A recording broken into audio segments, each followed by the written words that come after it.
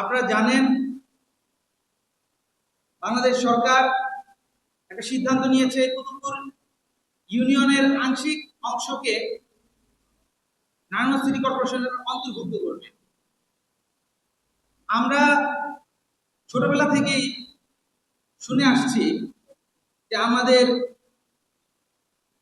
কুতুবপুর ইউনিয়নের একটা অংশ ঢাকা সিটি কর্পোরেশনের অংশ হিসাবে গ্রহণ করা হবে, আবার একটা অংশকে নারায়ণগঞ্জ সিটি কর্পোরেশনের অন্তর্ভুক্ত করা হবে।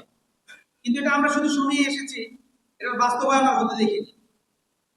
দীর্ঘদিন পরে হলেও সরকার কুতুবপুরের একটা অংশকে নারায়ণগঞ্জ সিটি কর্পোরেশনের অন্তর্ভুক্ত করার সিদ্ধান্ত গ্রহণ করেছে।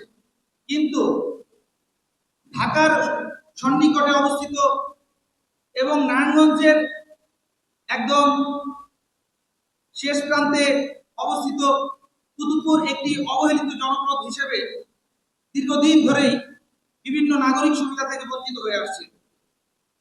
এই দুই সিটির একদম কর্নারে অবস্থিত হওয়ার কারণে আমরা যেন কারোই কোনো নজরে পড়ছি না। তো এমতাবস্থায় নাগরিক অধিকার বাস্তবায়ন কমিটি কুতুবপুরের ওনারা যে উদ্যোগ গ্রহণ করেছে, সে লক্ষ্যে আমাদের সর্বস্তরের নাগরিকরা যেভাবে একমত পোষণ করেছে, এই অবস্থায় অবশ্যই আমি বিশ্বাস রাখতে চাই এটা এবার বাস্তবায়ন অবশ্যই হবে ইনশাআল্লাহ।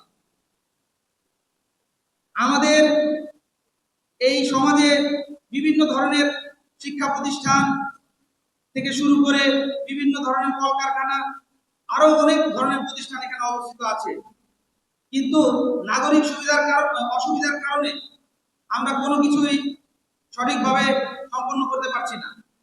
এই যে রাস্তাঘাটের যে অবস্থা, আমাদের যে ইউনিয়ন পরিষদের যে বাজেট, এই বাজেটে এই রাস্তা সংস্কার করা কোনোভাবেই সম্ভব না। আমাদের খালের যে পুকুরের যে অবস্থা, প্রতি বর্ষাকালে যেভাবে আমাদের রাস্তাঘাট বিশেষ করে নিম্নাঞ্চলগুলো পানিতে ডুবে যায়, এতে করে আমাদের নাগরিক জীবনে দুরবস্থার সৃষ্টি হয়।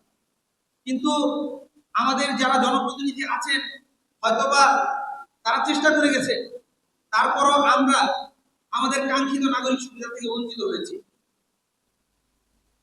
আমাদের এখানে অনেকেই একটা আশঙ্কা করে থাকেন যে এটা যদি সিটি কর্পোরেশনের অন্তর্ভুক্ত করা হয় তাহলে আমাদের ট্যাক্স বেড়ে যাবে। কিন্তু আমি বলতে চাই, ট্যাক্স বেড়ে গেলেও আমাদের অসুবিধা হওয়ার কথা না, কারণ আপনি যে সমস্ত অসুবিধাগুলোর মধ্যে দিয়ে যাচ্ছেন, এই সমস্ত অসুবিধাগুলোর কারণেও কিন্তু আপনাদের খরচ অনেক বেশি হচ্ছে। যেমন ধরেন, যখন আমাদের এখানে জলাবদ্ধতা তৈরি হয়, তখন আমাদের এখানে যে ভাড়া, রিক্সা ভাড়া থেকে শুরু করে বিভিন্ন যানবাহনের ভাড়া, সেটা 10 টাকার ভাড়া 50 টাকা পর্যন্ত আমাদের দিতে হয়। তো আপনারা যারা চিন্তা করতেছেন যে ট্যাক্স বেড়ে যাবে, এতে আমাদের অসুবিধা হবে, আসলে সেটা না।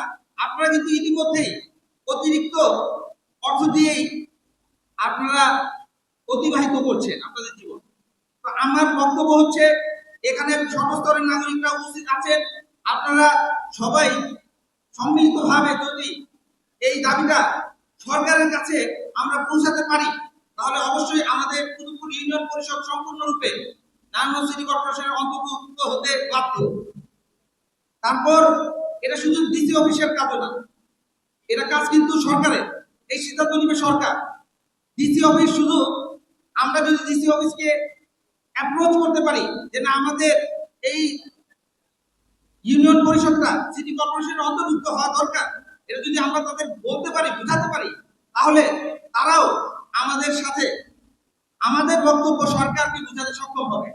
এবং আমাদের এখানে যারা আছেন বিভিন্ন স্তরের নেতৃবৃন্দ, তারাও সরকারের সাথে সংশ্লিষ্ট অনেকেই আছেন, তারাও সরাসরি সরকারের সংশ্লিষ্ট মন্ত্রণালয়ে এই বিষয়ে সর্বাত্মক সহযোগিতা করে আমাদের কুতুবপুরকে নারায়ণগঞ্জ সিটি কর্পোরেশনের অন্তর্ভুক্ত করার ব্যাপারে সর্বাত্মক সহযোগিতা করবেন।